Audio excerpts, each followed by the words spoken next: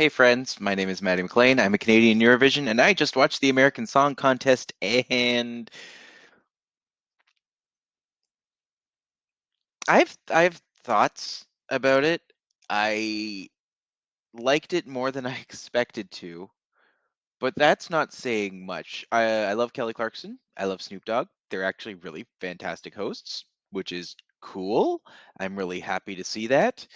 I feel like it's trying so hard to differentiate itself from Eurovision that it's making really weird choices, but I've also noticed that it's not popular at all. So yeah, we'll see how this video does. I don't know. So what I have here is a tier list that I have made because no one cared to make an American Song Contest episode 1 song tier list, which should say probably how this is gonna go. But I've made this tier. I start from the best to the goodest to the okayest to nah to oh god. So yeah, I'm gonna go through all the songs and we will see how it do. So we're gonna start from the beginning. The first act of the night was Yam House from I don't know what state is this? Minnesota. Minnesota. They were from Minnesota and they sang what was it? Ready to go? Ready to go. They sang Ready to Go. And I don't it was okay. I have no real strong feelings for it. I have no it really reminded me of Lake Malawi. So if you are watching Eurovision and you know Lake Malawi from Czech Republic 2019, 18, it was good. Like I have no complaints. I have no it just doesn't stand out. It doesn't really stand up. By the way, if you're wondering why I'm looking up here, that's because that's where the second screen is. Where here is my where my camera is. So just what happens sometimes. But yeah, I didn't hate it. My big issue, I think, with the American Song Contest so far is they don't really know what to do with the space.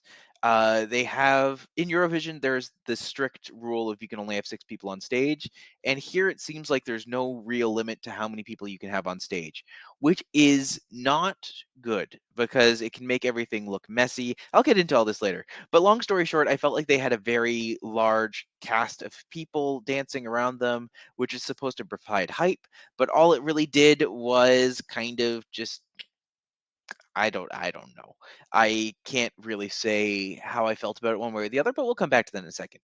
The next to perform that night was Alexa from Oklahoma, and her song Wonderland. It's in the top. It's definitely one of the top songs of the night. I will obviously adjust this around after, but like right now, this is kind of where it's sitting in my head. This is, I think, where it's sitting in most people's head. It's one of the better songs of the evening. Um, yeah, it was fine. I loved the presentation of it. I loved the concept behind it. I feel like this was the one song that had a super strong, super engaging presentation. Great dancing, great concept, but overall, I can't say that I loved it yet, but we'll get to that in a second. Next up was Arkansas, and Arkansas was Kelsey Lamb with Never Like This. And what can I say about her? She was beautiful. The staging was great. I was actually really impressed. I think this was the most Eurovision-esque staging, except maybe for Houston at the end. But yeah, I think she'd done her homework. I wish her voice was stronger because I felt like there were moments in the presentation where she was struggling, and her voice is beautiful. There is a lot of country in the American Song Contest, which shouldn't surprise me because it's America, it's Amerivision for all intents and purposes. So we're going to get a lot more country music. But yeah, I found that there was a lot there. Yeah, just a really beautiful, soft, fragile little voice. Um, she kind of reminded me of a mud ball that had been polished, so it looks really good and it's really fancy. But when you look, like when you take it apart, it's just kind of plain. So maybe a mud ball's not the best choice. I'm telling Kelsey Lamb a pile of mud. No, she was fine. She was great. Definitely in the good track. Definitely better than some of the other ones that were there. Like our next choice, UJ Skywalker. Oh God, I did not like this song. I thought that this was sorry, UG Skywalking. not Skywalker. Love in My City it's not good. I felt like they're mumble rappers who weren't able to stand out amongst their own backup dancers. The song was very flat. Um, I didn't like this. Didn't like it at all. I was an instantly skippable one for me. Does it have a chance? I don't know. If enough people like mumble rap vote for it, I guess it does. I guess anything has a chance. But I can honestly say that I am not looking forward to this. Whereas Christian Pagan, Puerto Rico, Loco was fantastic. I This is a song that stood right out. They'd clearly done their homework. He's clearly there being like, I need to do something sharp. I'm going to keep it precise. Uh, he had like, I think 6 dancers and then a backup stage, but they didn't focus on it. They focused on him. And he was only ever interacting with, I think, a maximum of 4 people at once, which helped the song stand out, which helped him stand out, and which actually provided a really good like building block for him. So I must say, I think that Puerto Rico has a very, very good shot.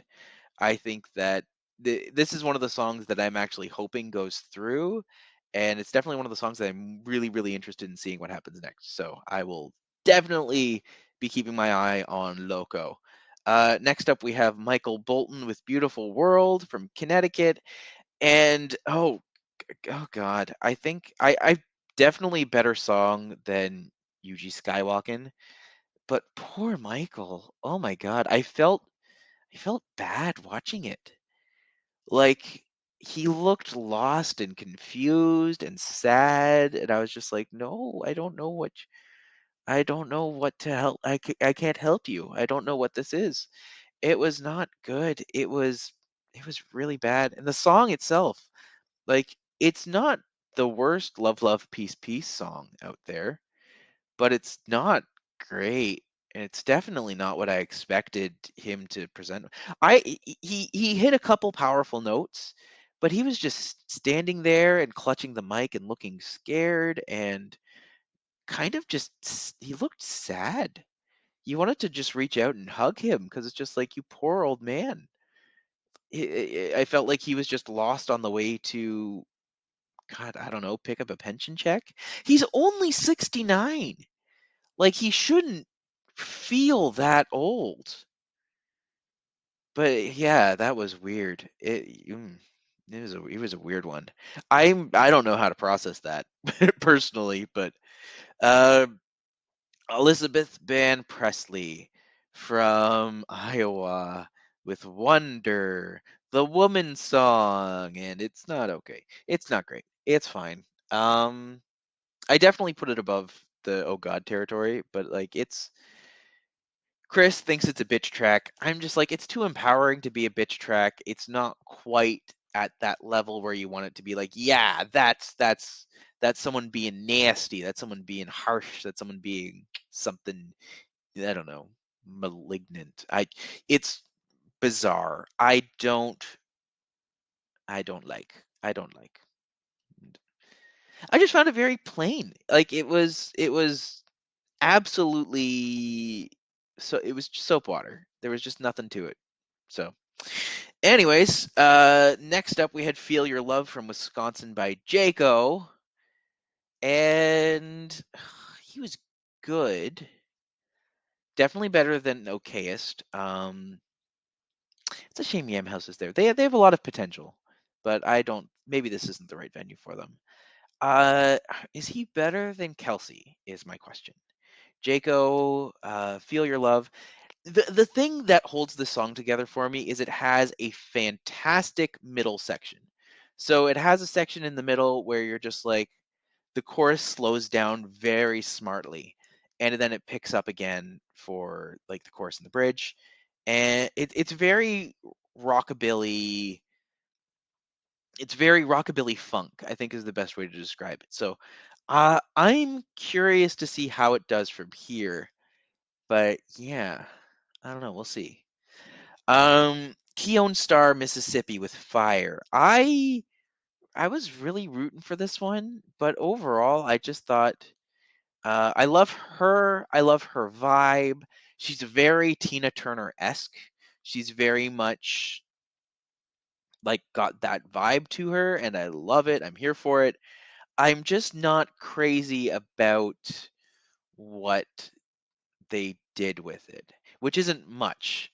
Like very Tina Turner vibes, very much that big voice, big energy, but it just doesn't give her a lot to play with throughout the song.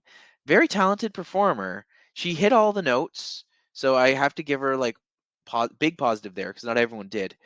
But yeah, my I honestly hated her dress too. I thought she's so beautiful. Why are you sacking her with this? But anyways, new boot goofing Ryan Charles. And I honestly, oh man, I cannot figure out if I hate this song or if I love this song or if I just hate love this song. I honestly don't know. Is this the worst song ever? Yes. Is it one of the most hilarious things I've ever seen in my life? Yes. It is what happens when you combine preteen country music angst with trip hop, twerky dance hall beats and it's so confusing and he's so white.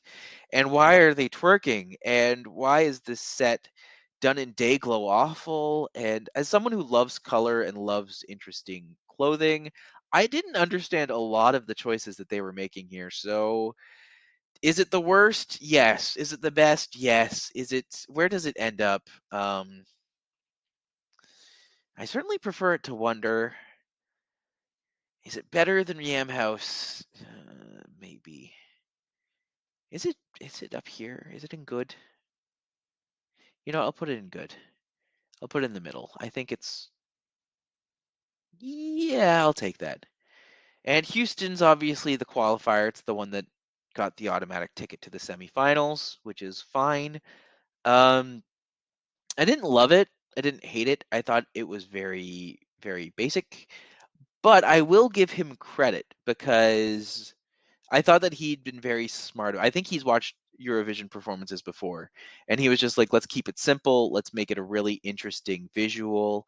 Let's make it dynamic. Let's just keep it with just me on stage singing, sitting on a chair with a circle of light. Simple, simple, simple. And simple is the way to go, especially when you have like the chaos of the Yam House dancers and just after everything else we'd seen. It was a really refreshing, dynamic way to end the show. Um, it definitely stands above the okayest. I would let it settle personally around a good. Um, is it above Kelsey? I'll definitely put. You know what? I'd put it at like the best of the good. I feel like it's maybe not the right choice to go forward, but of the three to go forward next week, I'm really hoping Alexa's there. I'm really hoping Christian's there. Puerto Rico deserves to be there so much. And I'd be okay with any one of these other three. So Jayco, Ryan Charles, or Kelsey. Maybe not Ryan Charles. Am I okay with him? He's probably going to make it anyways. So whatever. We'll see. That's my thoughts of the first episode of everything. And I think I hope going forward they don't have quite so many people on stage the whole time. I think it's making it way too crowded. It's making it so that they can't breathe. It's just it is what it is. So yeah, here's my American Song Contest tier list maker. It's on Tier Maker, so feel free to check it out if you want to. As always, I am Matti McLean. This is my art behind me. If you like it, you can support me by going to my clothing line at onechicgeek.com. You can also find me on the interwebs at the Big Shabam with an I on Twitter and on Instagram. So yeah, thanks for joining me today. And I'll be back soon with more needlessly complex Eurovision content very soon. Peace.